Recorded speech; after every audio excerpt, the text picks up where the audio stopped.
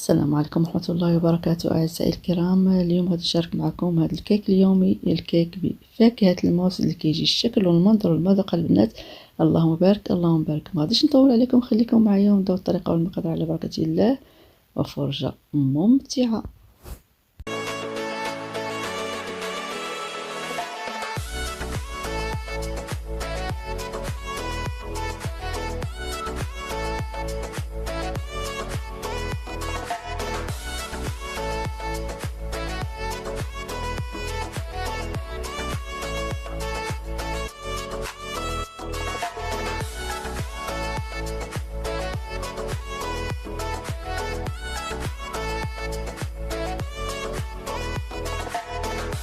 بالنسبة للمكونات، عندي الموز، عندي 2 حبات ديال البيض، كاس ديال الدقيق، كاس قل ربع ديال الزيت، ونص كاس ديال الدقيق ديال المايزنا اللي ما غنديروش كامل.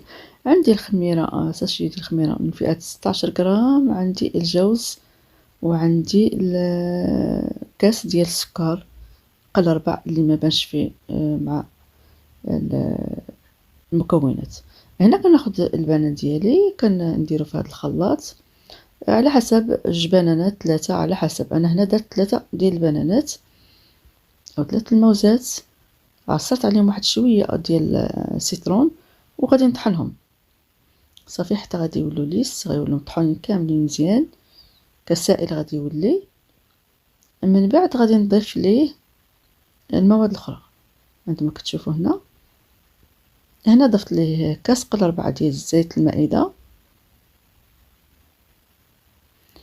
وضفت 2 ديال الحبات ديال البيض، من بعد قبيصه ديال الملحه لتعزيز الذوق. صافي كنضربهم مزيان، كلشي كندير في هذا الخلاط. من بعد غادي نضيف ليه هنا ضفت كاس ديال السكر، ما بانش كاس قل ربع عفوا ديال السكر، ما بانش هنا كناخذ المول ديالي او البول ديالي عفوا اللي غادي ندير فيه الخليط. ضفت ليه هنايا 2 معالق ديال كاوكاو او الفول السوداني اللي كراميزي اللي كيكون معسل وطحنته هكا. وغادي نضيف ساشيه ديال الفلون، غادي نخلط مزيان. من بعد غادي نضيف كاس ديال الدقيق و4 كاس ديال الدقيق النشا او مايزينا اللي كيخلي الكيك ديالنا كيجي خفيف وكيجي هشيش. معلقه ديال الخل، انا ما بينتش معكم في سميتو في المقادير، ولكن هي ضفتها هنا معلقه ديال الخل، وصاشيه ديال الخميره من فئه 16 غرام. صافي غادي نكمل الكيك ديالي، الخليط ديالي نكملو، وغادي ندوز باش غادي نوجد المول اللي غادي نحضروا فيه الكيك ديالنا.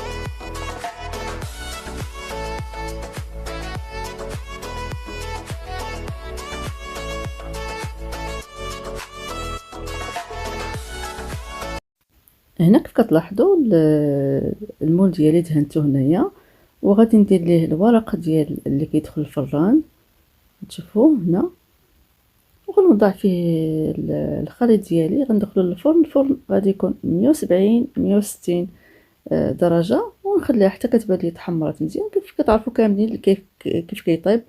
صافي من بعد ملي كطيب كنجبدوها وكنخلوها حتى كتبرد، وكنزينوها وكنقدموها بالصحه والراحه.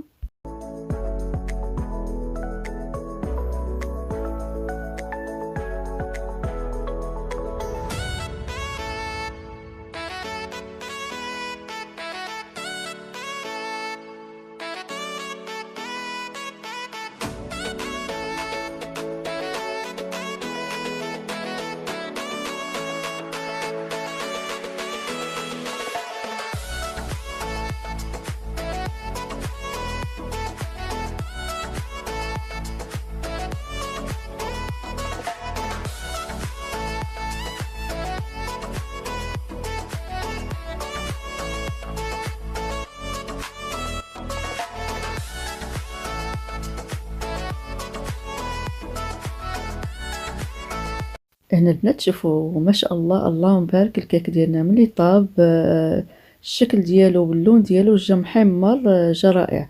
هنا ناخد المربى وكندهن بها الكيك ديالي كامل، كندهنوه. ما عندكمش مربى ديال المشماش تقدروا ديروا العسل حتى هو.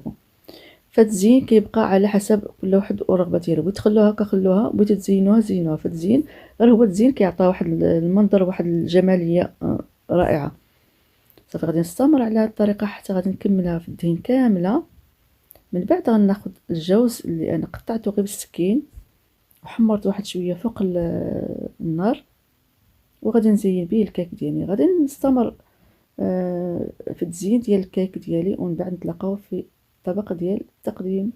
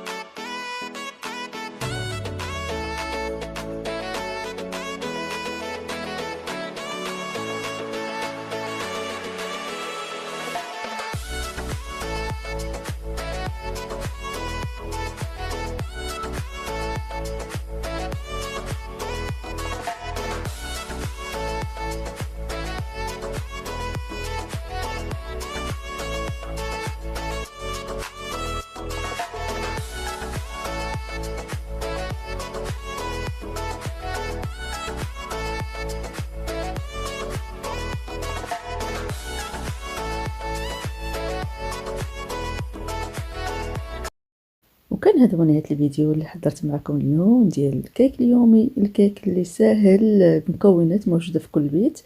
هنا زينتها قلت لكم بالجوز من الفوق او بالكركاع، وزينتها بخطوط الشوكولات الابيض، وزينتها بطبيعة الحال الورد هنايا وقطعات ديال الموز اللي كيعطي واحد الجماليه. كتجي هاد الكيك رائعه رائعه البنات. كنتمنى الفيديو يعجبكم، من الاعجاب ديالكم ما نكونش طولت عليكم فيه، نكون خفيف على قلوبكم، والى فرصه قادمه ان شاء الله. في امان الله، مع السلامه.